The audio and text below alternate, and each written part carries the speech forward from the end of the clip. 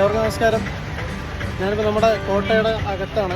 ഇവിടെ ഒരു ചിത്രരചന, വരിയഴക് എന്ന പേരിൽ ഒരു തെരുവൊരു ചിത്രരചന ഇവിടെ സംഘടിപ്പിച്ചിരിക്കുകയാണ്.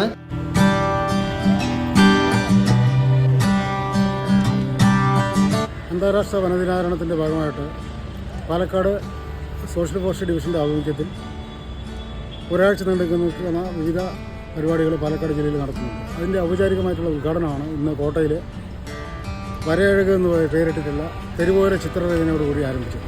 20ലധികം വരുന്ന പാലക്കാട് ജില്ലയിലെ ചിത്രകാരന്മാരും ചിത്രകാരികളും ചേർന്ന് ഒരുക്കിയ നയനാനന്ദകരമായ ഒരു ദൃശ്യവിരുന്നാണ് ഇന്ന് ഈ ഒരു 35 മീറ്റർ നീളമുള്ള ക്യാൻവാസിൽ ഒരുക്കിയിട്ടുള്ളത്. നാളെയും മറ്റന്നാളുമായിട്ട് 22-ാം തീയതി സമാപിക്കുന്ന തരത്തിൽ വിവിധ പരിപാടികൾ ജില്ലയിൽ ആസൂത്രണം ചെയ്തിട്ടുണ്ട്.